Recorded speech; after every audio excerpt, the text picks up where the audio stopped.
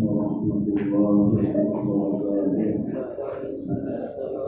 Alhamdulillah rabbil alamin, wassalatu wassalamu ala asyrafil anbiya'i wal mursalin sayyidina nabiyina wa habibina Muhammadin sallallahu alaihi wasallam wa ala alihi wa sahbihi ajma'in.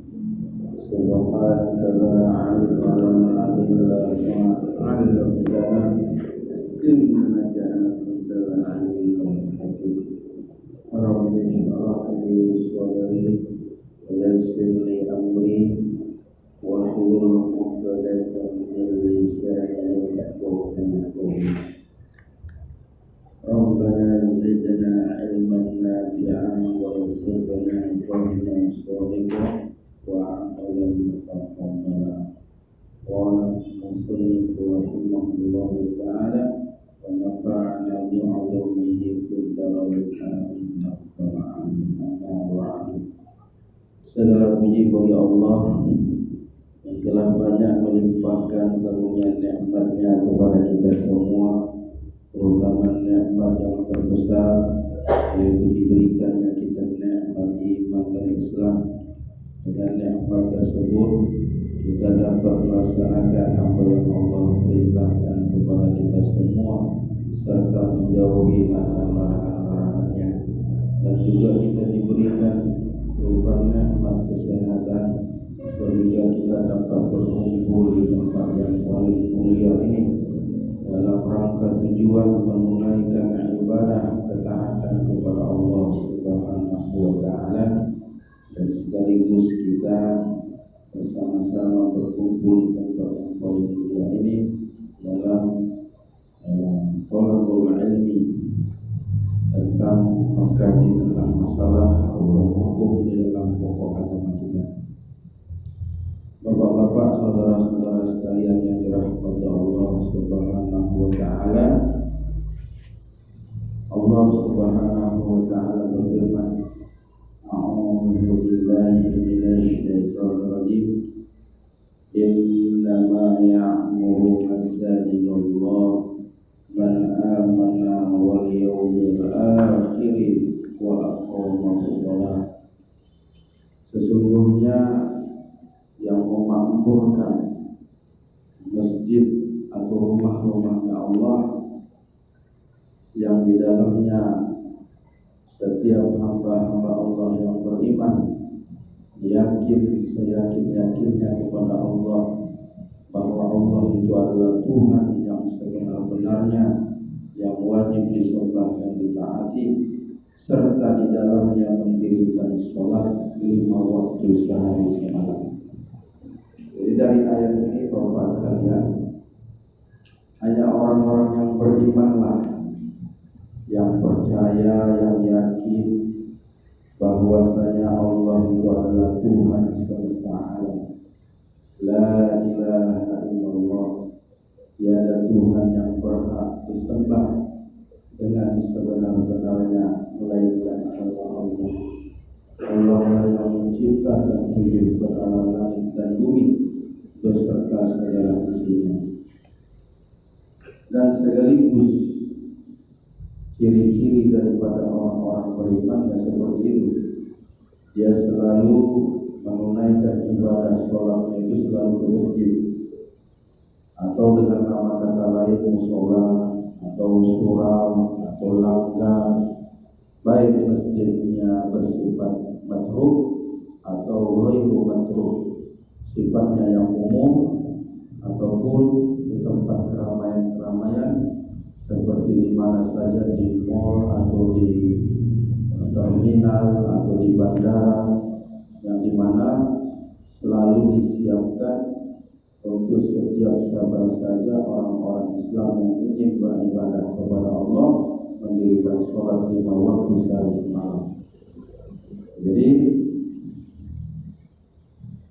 kalaulah seseorang itu memang benar-benar kuat imannya, yakinnya benar kepada Allah dan Rasulnya, dia selalu memenuhi panggilan Allah itu selalu dia menunaikan ibadah sholatnya, mendirikan sholatnya itu ke masjid, ke rumah Allah.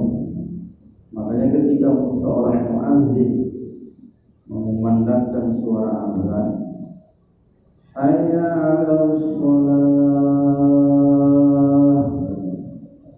hayya 'alas shalah, artinya itu marilah kita sholat. Jadi kalau kita ada iman yang telah dikaruniakan Allah kepada kita dalam diri kita, hati kita, maka langsung ada connect ya, ada kontak langsung di batin kita, di hati kita. Pasti kita langsung mau melaksanakan menunaikan ibadah sholat 5 waktu itu selalu ke masjid. Karena seorang muadzin itu selalu mengumandangkan suara azannya itu 5 waktu sehari semalam, mulai dari subuh, zuhur, asar, maghrib sampai isya. Nah, kalau orang yang beriman itu ke masjid dia sholat. Jarang sekali dia di rumah, terkecuali kalau dia itu ada uzur, sakit kan dia, atau ada keperluan yang begitu penting yang tidak bisa dia ke masjid, atau hal apapun lah, atau hujan lebat, hujan deras, itu tidak apa-apa kita tidak ke masjid. Bahkan kita sholatnya dianjurkan di rumah. Makanya kalau muadzin itu kalau hujan lebat itu hayya 'alas shalah itu diganti, bukan hayya 'alas shalah, tapi shollu buyutakum, sholatlah kamu di rumah-rumah kamu, karena hujan itu lebat yang tidak akan memungkinkan seseorang itu bisa pergi melangkahkan kakinya untuk pergi menunaikan ibadah sholat ke masjid. Nah, itu dia. Jadi kalau zaman Nabi, zaman sahabat itu kalau lebat itu masing-masing sholatnya di rumah. Tapi kalau memang dipaksakannya untuk sholatnya ke masjid untuk mencari fadilah berjamaah sebanyak 27 atau 25 derajat, ya nggak apa-apa. Mungkin sama sekarang bisa pakai mantel, pakai payung segala macam. Nah, tapi kalau seandainya dia juga sholatnya di rumah, ya nggak apa-apa, tidak ada masalah. Karena hukum sholat berjamaah ini di dalam mazhab kita Imam Syafi'i rahimahullah ta'ala hukumnya fardu wajib. Tapi fardu wajib ini bukan wajib ain, bukan per orang, tapi fardu kifayah, wajib kifayah. Jadi kalau seandainya satu kampung kalau tidak ada mendirikan sholat berjamaah di tempat itu, ya, sementara ada masjid sudah didirikan di situ, tapi tidak ada yang mendirikan jamaah sholat berjamaah, maka seluruh penduduk yang tinggal di kampung tersebut berdosa karena tidak mendirikan sholat fardu secara berjamaah. Tapi kalau ada uzur datang seperti sakit, seperti hujan lebat yang tidak memungkinkan, maka gugur kewajiban tadi. Maka gugur dengan sendirinya hukum fardu kifayah. Tetapi kalau dalam mazhab yang lain, mazhab mungkin mazhabnya Imam Hambali, itu fardu ain, wajib berjamaah. Sholat 5 waktu sehari semalam itu wajib berjamaah di masjid. Kalau berbicara tentang mazhab di luar mazhabnya imam kita, mazhab Syafi'i, mazhab Hambali wajib fardu ain. Jadi kalau dia nggak sholat berjamaah ke masjid, sementara dari memandang muadzin sudah memandang azan, memanggil orang untuk sholat ke masjid, dia nggak sholat di rumah, maka berdosa dia tidak mendatangi masjid untuk mendirikan sholat berjamaah. Tapi kalau mazhab kita Imam Syafi'i itu ada keringanan sedikit, ya, tidak terlalu keras, hanya fardu kifayah. Jadi kalau misalnya ada berapa orang saja, entah 2 orang saja mendirikan di masjid ini sholat berjamaah, kalau 2 orang itu kan ada penuh bisa, ada imam, ada makmum. seluruh kampung itu terlepas dari kewajiban fardu kifayah, tidak berdosa. Jadi mereka sholat di rumah, sholatnya sah, tapi rugi. Sah, tapi rugi. Ruginya di mana?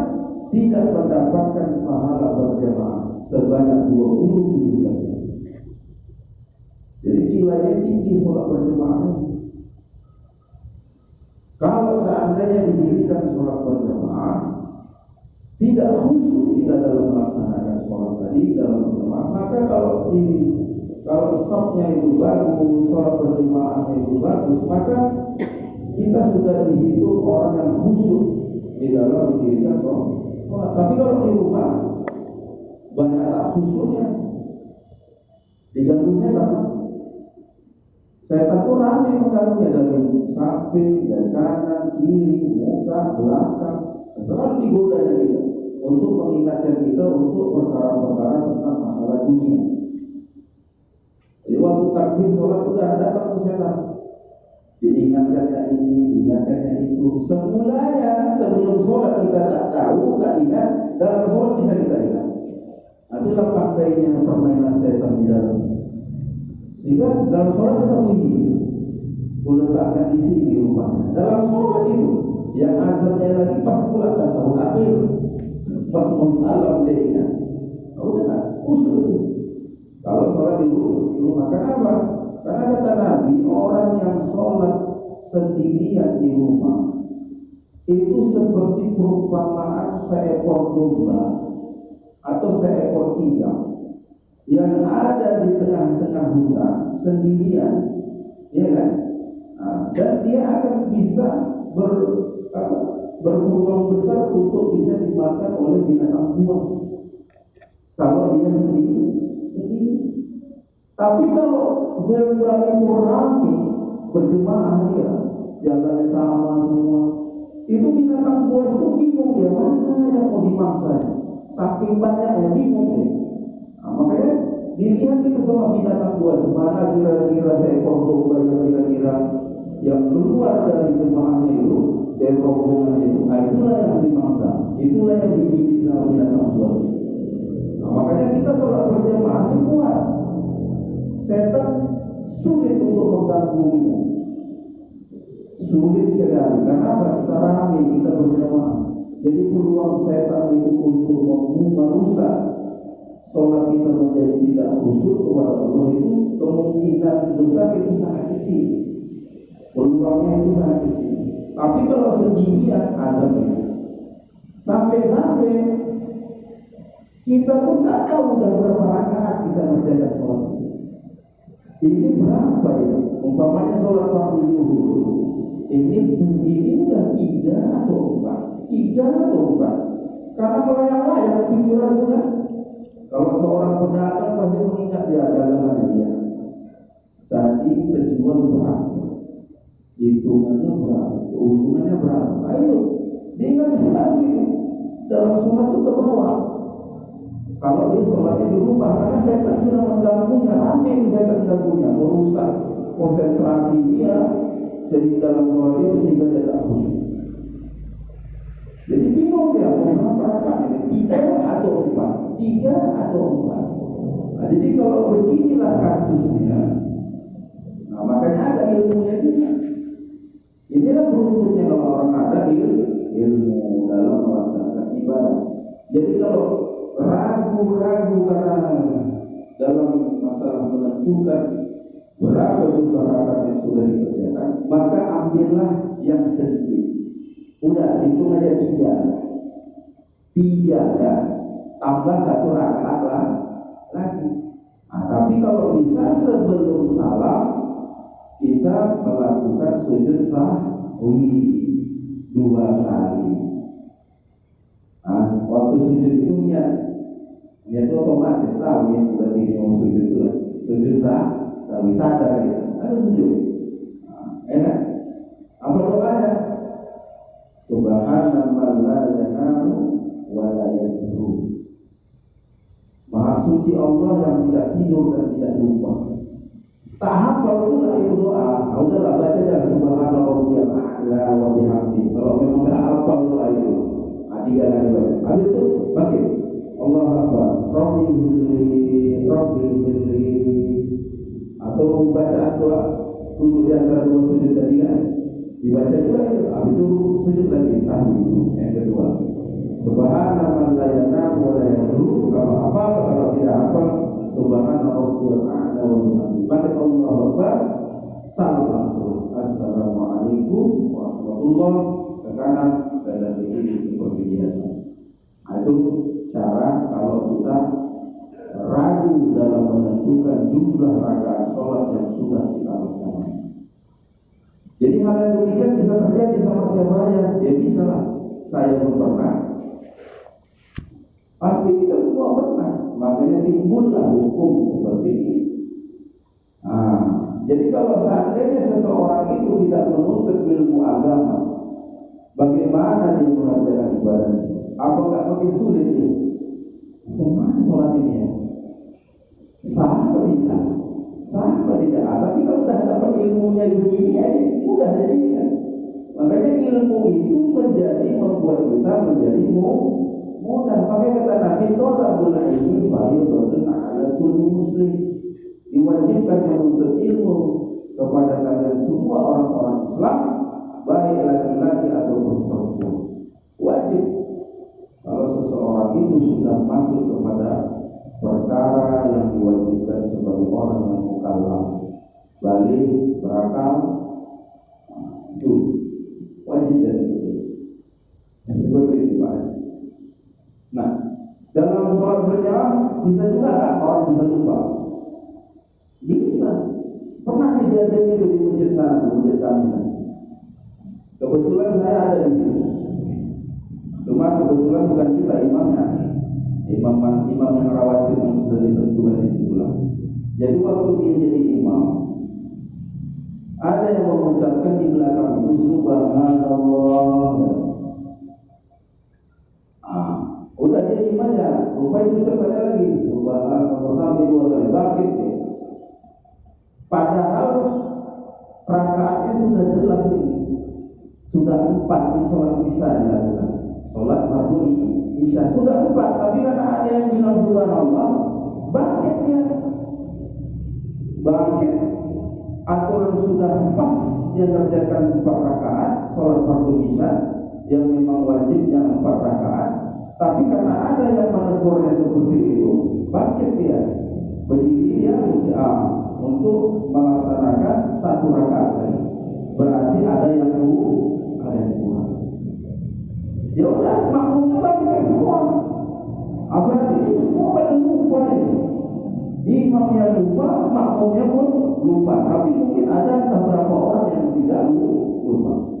Setelah salam imamnya, salam semua jemaahnya, makmumnya, langsung ditegur. Tadi sudah benar sholat kita, sudah 4 rakaat. Kenapa ditambah 1 lagi?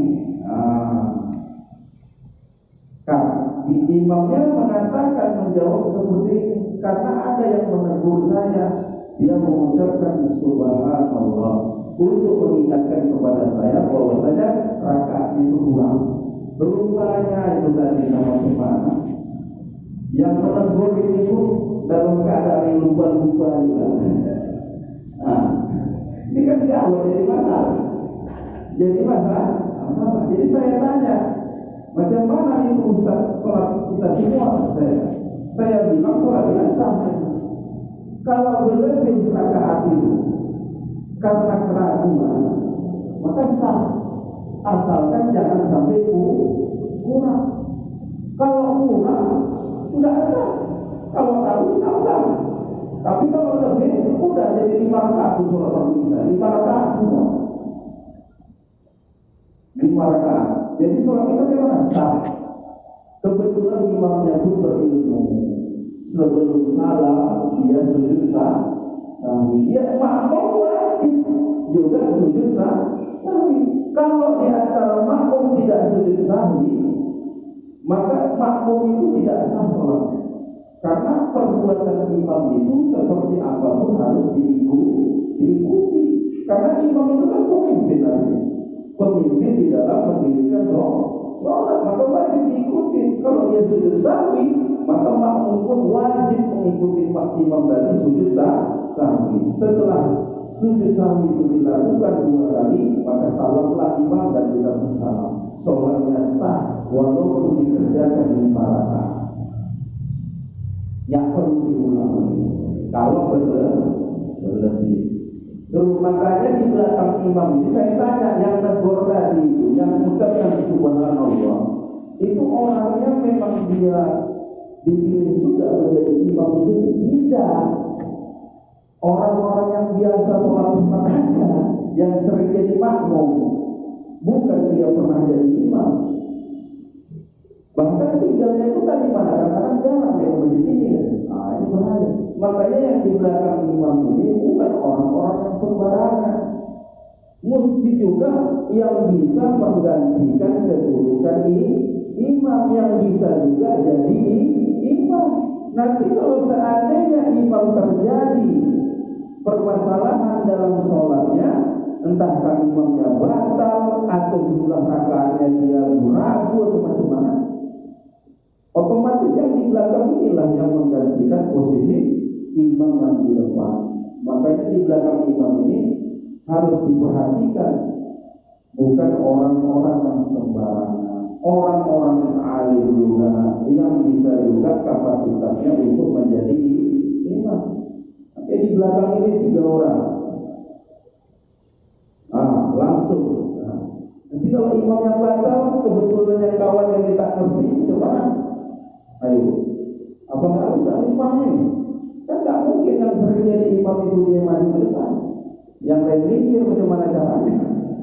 Nggak mungkin itu dewa maju ke belakang, ke depan kan? Pas pengganti imam di belakang nggak mungkin.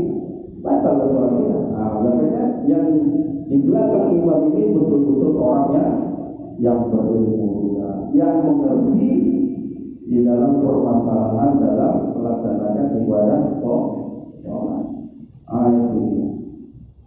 Jadi inilah seperti itu. Jadi jangan sembarangan dia mengucapkan subhanallah kalau dia tidak mengerti cara menggantikan itu. Bahaya itu kan. Jadi betul-betul orang yang mendirikan sholat itu perlulah semuanya memiliki ilmu. Ada juga kejadian ini imamnya sudah yakin nih bahwasanya jumlah rakaat yang dilaksanakannya itu sudah yakin nih 4 sudah yakin sudah dilaksanakannya cuma 2 bangkit dari rukuk rakaat yang kedua. Aturannya itu kan ada tasawuf awal, duduk tasawuf awal. Tak tahu imamnya berdiri tegak, udah tegak imamnya. Ini sholat fardu zuhur, pokoknya sholat yang jumlahnya 4 rakaat. Ini waktu dia di rakaat kedua, imam ini seharusnya dia ini duduk tasawuf awal, bukan dia berdiri tegak untuk melanjutkan pada rakaat yang selanjutnya, bukan. Aturannya dulu. Tapi karena imamnya lupa dia duduk tasawuf awal, langsung dia berdiri Allahu Akbar, udah tegak begini. Kita yang makmum itu jangan ditegur lagi, jangan kita subhanallah, jangan ditegur. Kalau seandainya dia udah tegak, lurus, tegak badannya seperti berdiri dalam sholat, kita ucapkan subhanallah kepada imam dulu melaksanakan tasawuf awal, batal sholatnya imam.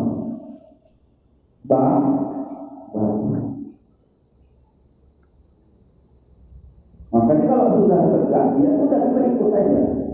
Karena tasawuf awal itu hukumnya sunat, tidak wajib.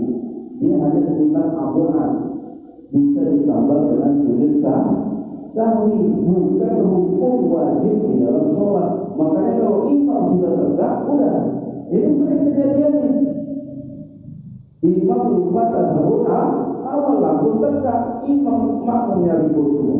Subhanallah, subhanallah. Kebetulan imamnya mengerti, sudah ada ilmunya, ya tahu dia turun. Dalam hati si imam ini makmum tak berilmu, disuruhnya turun, Quran turun, batal Quran. Ya udah kerja aja, akibatnya tak berilmu. Imamnya berilmu, ya, makanya kalau udah kerja dia lurus. Lupa dari tasawuf awal, masa lagi terus subhanallah, udah ikut aja kita. Bangkit aja udah, tinggalkan tasawuf awal. Nanti disempurnakan menjadi 4. Sebelum salam disunahkan kita sujud sahwi. Kalau imam melaksanakan sujud sahwi, jadi jangan ditegur lagi. Karena kalau dia turun sudah menambah gerakan yang baru, rukun yang baru jadi terakhir. Karena dia udah terganggu. Kecuali kalau badannya masih begini, Pak. Dia bangkit. Ini kan rakaat kedua nih, ya saya contohkan ya. Rakaat kedua.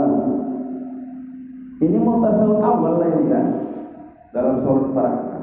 Kalau dia masih begini, Allah masih begini dia, cepat-cepat subhanallah, sudah pukul.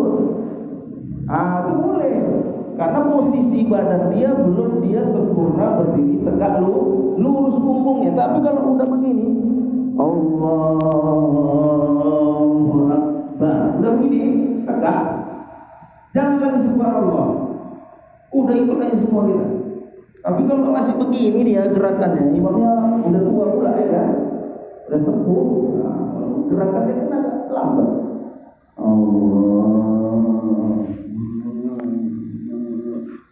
Kayak gini belum lagi sempurna begini.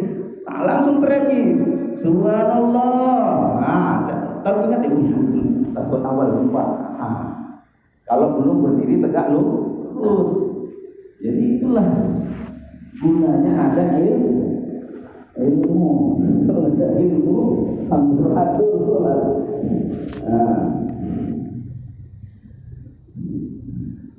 Udah itu macam mana kalau posisi imam? Kalau dia batal, nah itu masalah juga. Kalau imam posisinya lagi berdiri, dia batal, enak untuk menggantikannya. Tapi kalau dalam keadaan sujud imam, tiba-tiba tinggi dia, dari pintu samping dijatuh untuk sujud, orang menunggu. Ini mana nih imam lagi bangkit? Ini imam meninggal di mana nih? Ya kan? Kok lama nih sujudnya nih, gak bangkit. Jadi macam mana? Makanya imam ini pun harus ada ilmu. Jangan main tinggi aja tinggal makmum lagi sujud. Orang tahu kalau lagi berdiri dia tinggal, orang mesti bisa lihat ya kan? Posisi imamnya itu batal. Tapi kalau lagi sujud sambil bisa melihat dia tinggi batal. Ditinggalnya ada pintu, keluar dari situ. Rupanya sampai dia mau wudhu lagi, mungkin imam itu teringat lagi. Aku jadi tinggalkan waktu sujud tadi, lupa aku kasih tahu, balik kasih tahu. Kasih apa ini, Pak? Saya pertama subhanallah, nggak paham dia. Pak, gantikan saya batal. Isikan dengannya.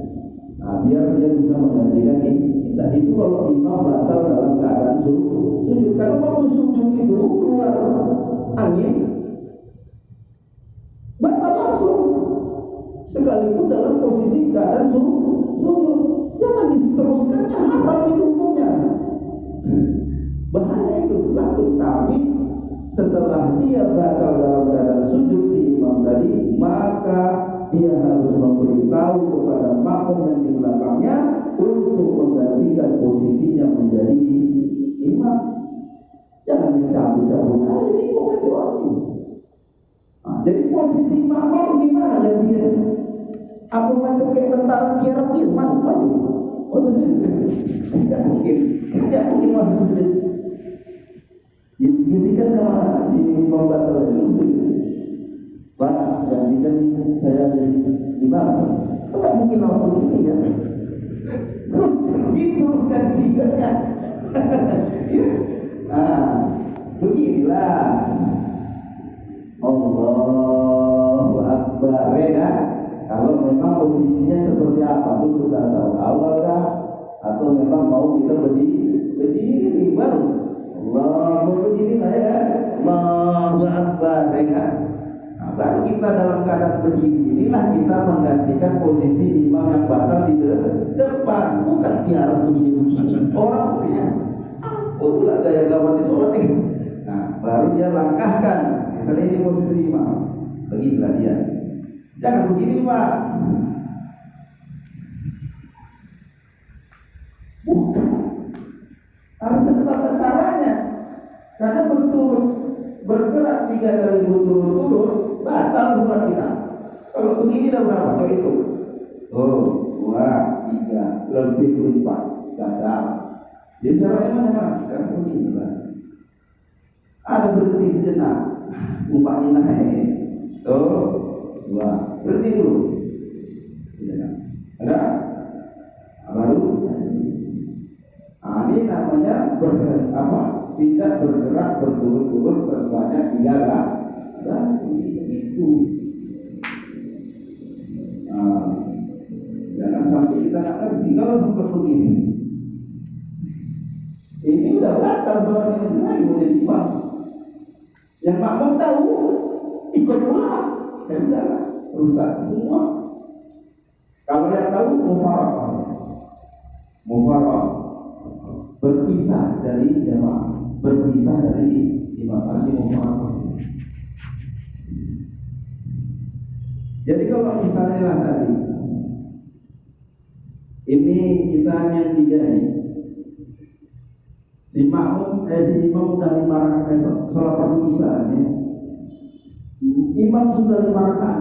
Kita yakin 4, tapi dia tetap ijtihad dengan dirinya. Dia yakin ini belum 4 rakaat. Mas, ini yang terakhir nih, dia begini, masih 3 rakaat, makanya dia begini. Kita yakin di belakangnya sebagai makmum kan? Apakah kita ikut imam? Dia melaksanakan lebih dari 4 rakaat? Jangan. Antara 2 pilihan, mufaraqah berpisah dari imam atau kita menunggu imam ketika dia turun lagi nanti menunaikan 1 rakaat. Tapi lebih bagus jangan mufaraqah. Misalnya ini kita nih makmum nih ya, makmum 1, 2. Ini kita 3 yakin di depan imam yang salah, ditegur subhanallah udah nggak mau, udah bangkit dan dia yakin baru 3. Kita udah 4 yakin, kalau kita lebih kuat 3 orang, dia 1 kan. Kita udah subhanallah tetap buat begini. Rupanya dia ijtihad keyakinan dia dalam dirinya itu ini masih 3, makanya nambah 1. Tapi kita makmum ini udah yakin 4. Jadi kalau dia salah, berarti menambah berapa dia? Jadi jangan kita ikutin, kita duduk aja begini. Antara 2, mau kita berpisah dari imam mufaraqah, atau kita tunggu dia sampai menyelesaikan 1 rakaat. Nah, sesudah dia selesai 1 rakaat, bisa ditunggu aja kita imam kan. Nanti udah ada ruku, i'tidal, sujudnya kan, menunaikan 1 rakaat lagi. Nah, nanti kan kita kan tasawufnya kan sama-sama nanti, ya kan? Tasawuf akhirnya sama-sama. Nanti dia baca tasawuf, kita baca tasawuf. Dia salah, barulah kita salah. Habis itu baru kita tegur dia. Pak Imam, tadi kan mengucapkan subhanallah tadi. Kenapa Pak Imam tetap tidak bangkit? Iya, aku masih yakin itu baru 3. Salah dia tidak. Karena keyakinan di dirinya, bahwa sih 3. Sah sholatnya, sah. Tapi kalau seandainya sholatnya tadi kurang, misalnya gini,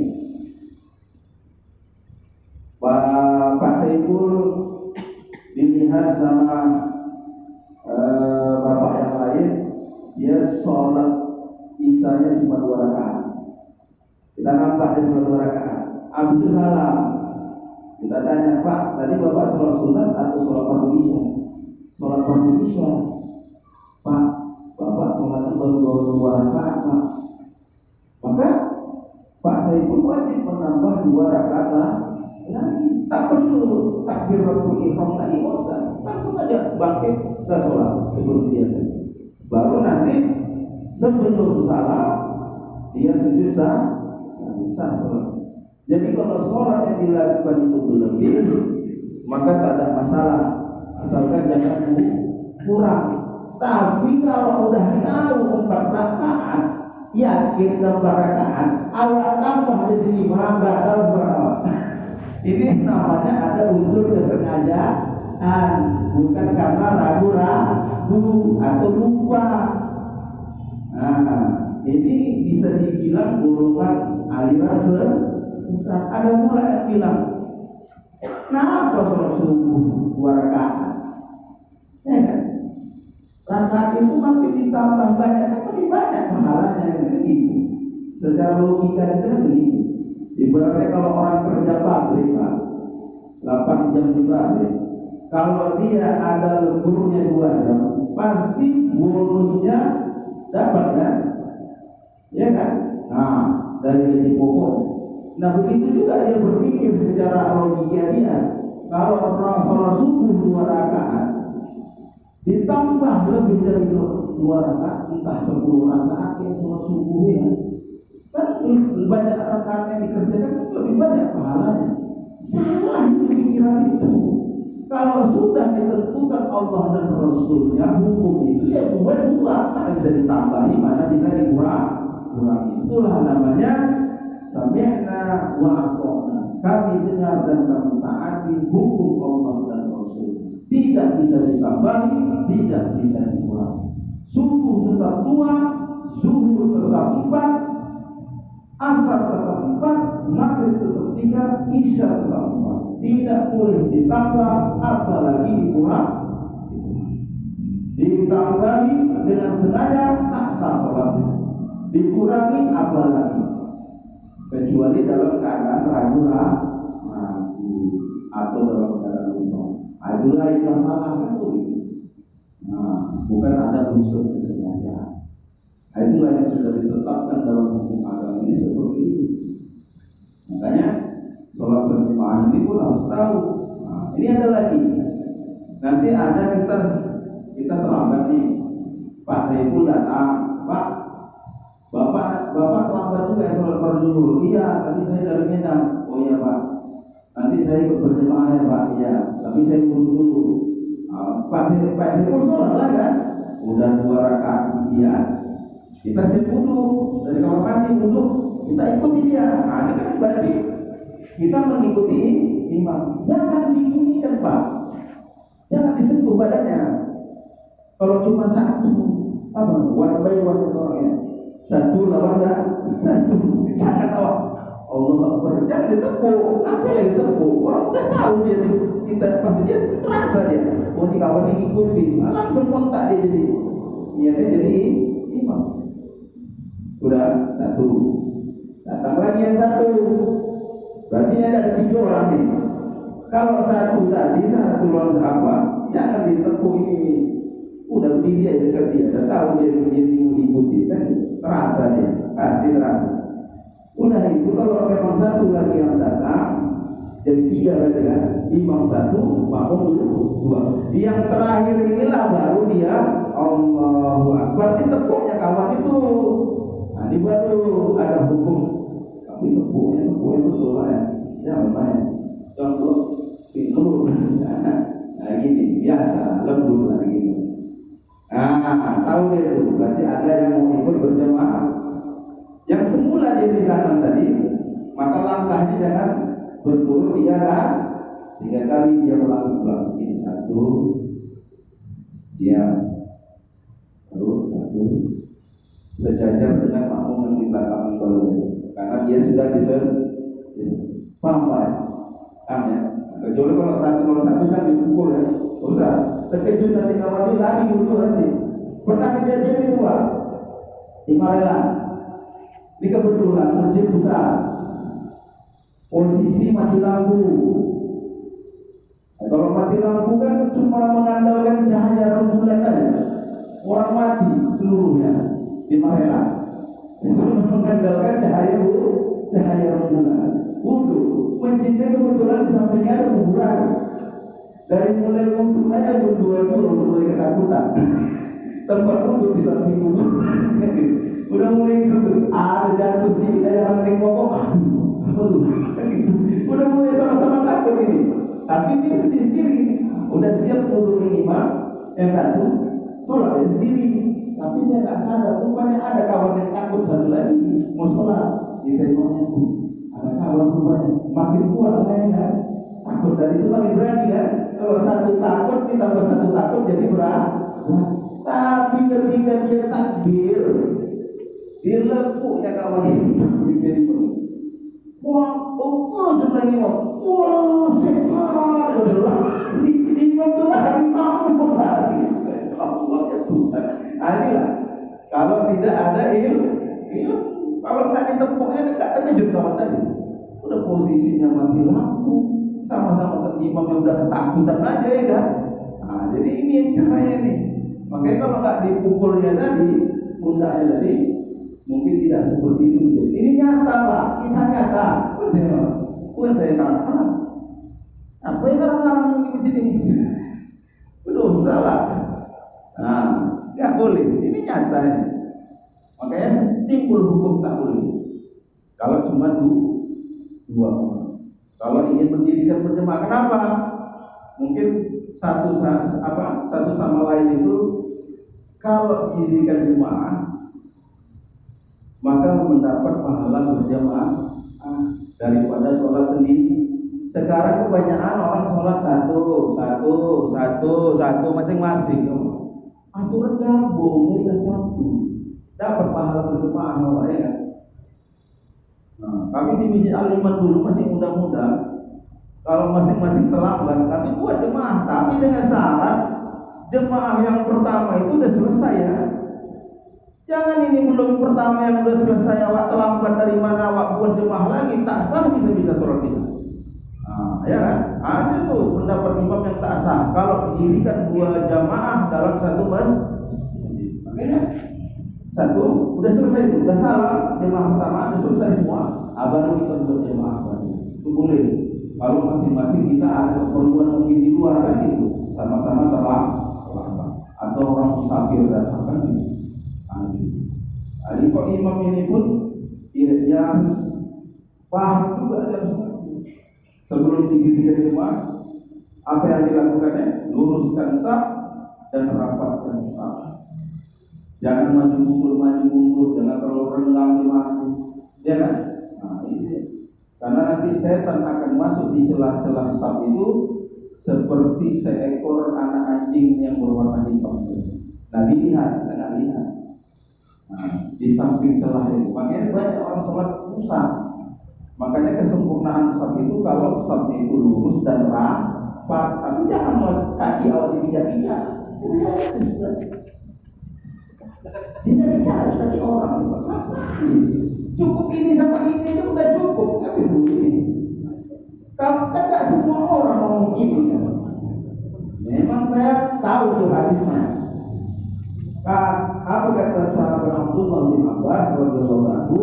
Kulihat waktu Nabi mengatakan sawu sufufakum fa inna tasmiyatas sufuf min tamamis shalah, kata Nabi. Di antara kulihat sahabat-sahabatku, kata sahabat Abdullah bin Abbas, mereka merapatkan pundaknya pundaknya ini, lengannya ini dengan lengannya pundaknya, dan tumitnya dengan tumit. Itu ada, tapi ada sebagian sahabat yang lain tidak. Yang kulihat kata Sayyidina Abdullah bin Abbas itu hanya berapa orang. Berarti tidak semua sahabat begitu. Makanya inilah ijtihad para ulama itu masing-masing. Seperti apa rapat sama itu. Kalau hanya sekedar ini sama ini kan cukup itu. Tapi pula kaki apa saya cari. Kalau sempat kaki itu boleh bengkak bijak alat rata. Ya kan bukan sholat namanya. Aku baru udah kopinya kaki aku. Mana jempol lalu kena cangkol dari pagi ya. Kalau aja berantem. Nah ini jadi bahaya. Jadi kita itu dalam beragama, dalam melaksanakan hukum Allah, jangan terlalu berlebih-lebihan dari itu, jangan. Karena pendapat itu sangat banyak. Ikhtilaf para ulama itu banyak. Bisa-bisa ilmu awak yang belum sampai, awak ada nyalahkan orang aja. Ya kan? Ada Pak yang sibuk kali nyari kaki orang? Ada? Waktu berapa saat? Ada? Pernah tapi tidak kaki orang? Oh di Gelumpang. Oh di sini nggak ada ya? Nah di sini nggak. Nah jangan sampai jadi ribut pula gara-gara itu kan. Tapi kalau misalnya saya Pak ya, ada memang saya pernah kejadian itu, ditempel ya tumit kakinya dengan tumit kaki kita. Kalau saya diam aja. Kenapa? Asalkan yang dipijak aja lah, ya kan? Tapi kalau dipijak ya, udah lah ya kan, dari masalah. Tapi kalau hanya ditempelkan ya udah. Kita menghargai pemahaman orang lah. Oh iya pemahamannya begitu. Saat ini, ya Pak. Oh iya. Jadi situ aja lah Pak ya. Apa yang dapat saya sampaikan tentang masalah sholat berjamaah. Mudah-mudahan bisa dipahami Pak ya. Lain waktu kalau selesai sholat, kalau memang nggak paham tanya aja, ya. Jadi nggak boleh, kita tutup dengan doa. Bismillahirrahmanirrahim. Alhamdulillahirabbil alamin. Wassalatu wassalamu ala asyrafil anbiya'i wal mursalin sayyidina nabiyina Muhammadin wa ala alihi wa sahbihi ajma'in. Rabbana ighfir lana dhunubana wa liwalidina warhamhuma kama rabbayana shaghira. ولجميع المؤمنين والمؤمنات والمسلمين والمسلمات الأحياء منهم والأموات برحمتك يا أرحم الراحمين. ربنا زدنا علما نافعا وارزقنا فهما صادقا ورزقا طيبا وعملا متقبلا برحمتك يا أرحم الراحمين. ربنا آتنا في الدنيا حسنة وفي الآخرة حسنة وقنا عذاب النار وقنا عذاب النار وقنا عذاب النار برحمتك يا أرحم الراحمين يا رب العالمين. ربنا تقبل دعاءنا إنك أنت السميع العليم وتب علينا إنك أنت التواب الرحيم. صلى الله على سيدنا نبينا محمد وعلى آله وصحبه أجمعين. سبحان ربك رب العزة عما يصفون والسلام على المرسلين والحمد لله رب العالمين. تقبل الله منا ومنكم.